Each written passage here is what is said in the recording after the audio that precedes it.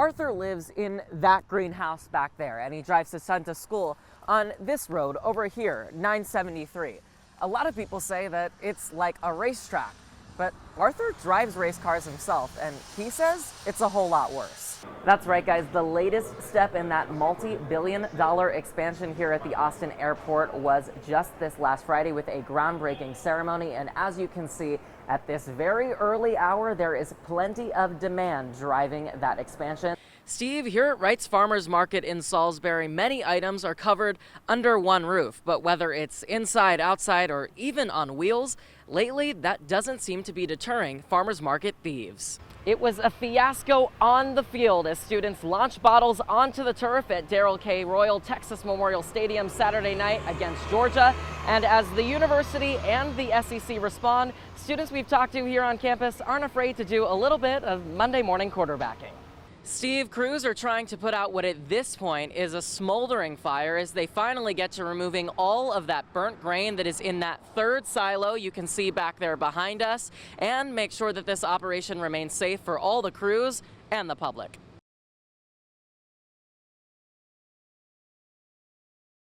And we're here backstage with West 22nd Band. They just finished up their first ever set here at ACL. And it's a dream for this band that all started on a street that thousands of UT students call home.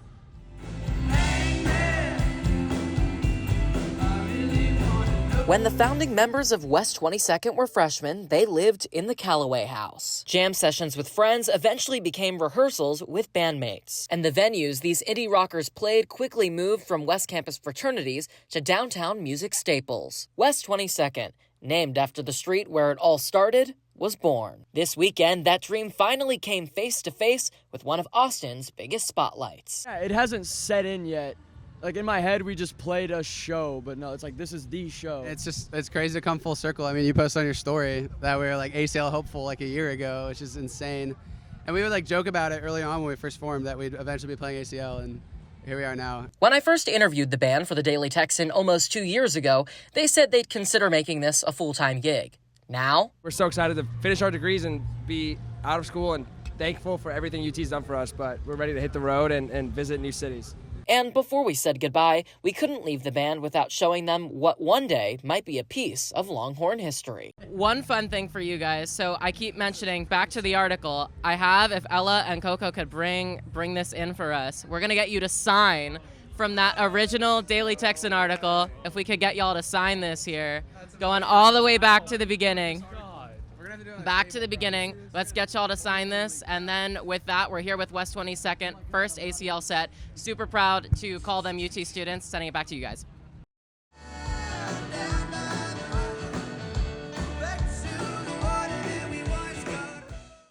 Steve, the goal is to turn this into a mixed-use building, and Green Street Housing, unlike developers in the past, say they intend to complete this project.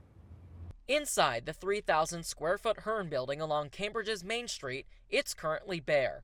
But if Green Street Housing gets the green light, this old red building could become more than just a historic relic. We are preserving a historic building where we are providing housing. We're providing office space on a block that desperately needs it, right? So I think this is a tremendous benefit to the community, and I think a lot of Cambridge feels the same way about that.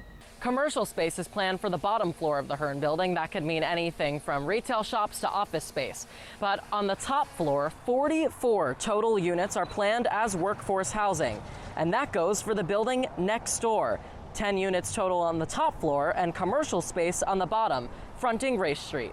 Deborah White, who's lived in Cambridge for over a decade, says she's encouraged by the progress. We've had ups and downs where it looks like something's going to happen and then nothing happens. So I think that people are really committed to making something good happen now. Mark Simmons, a business owner right down the street, says he hopes it brings more people to Cambridge. It would be nice to have more of that, to keep more people coming, because the more you have, the more people you'll have coming. A facelift possibly coming to downtown Cambridge while preserving history. And tonight's meeting is just an initial opportunity for comment, but if all goes to plan, Green Street Housing says they hope to have shovels in the ground by early 2025. In Cambridge, Logan Dubel, WBOC News, Delmarva's news leader.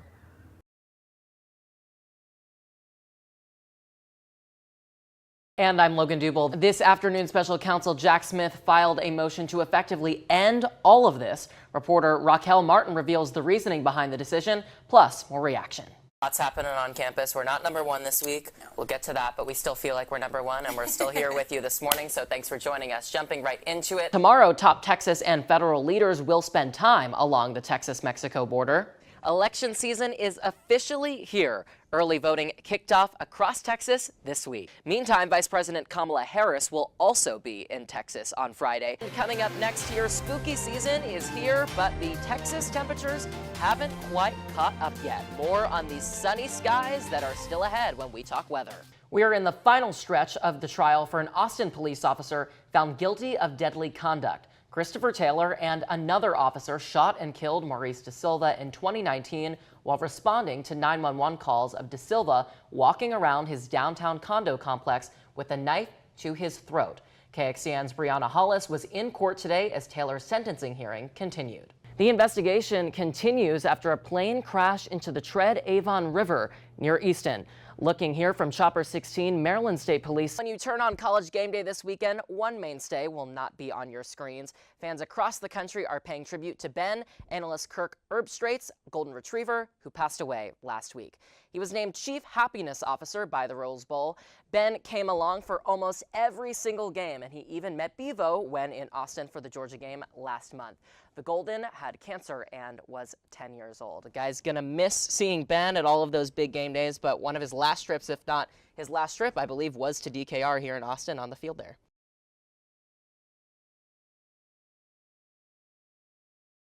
I think the biggest thing that people talk about with Yellowstone is just the fact that it has so many fans in these polarized times that we're living in. It's one of those shows that just feels Americana. It's everything that people want without getting into the thick of it. What does it mean to you in this day and age to be part of something like that? Oh my God. Speaking of morning shows, you obviously know plenty about that, and so much of what the whole Today Show franchise, but especially the fourth hour when you come on with Hoda, people turn on your show for some of the brighter topics, things to inspire them, and just great stories.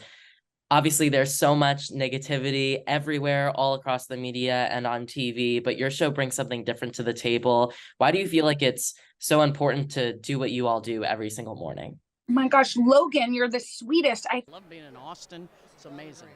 In the live music capital of the world, and I know you'll be back here, I think, in October. Yes, so tell me a little bit. I know you had the Broadway show for a little bit. Let's talk about that. Why was that exciting and definitely something different for you? I realized how hard they work on Broadway. And when you think about all these younger artists who are here tonight, a lot of the CMT Next Women of Country and so many people who this is their first time here putting out debut singles and albums right now, what's your message to them as someone who definitely knows the music industry quite well?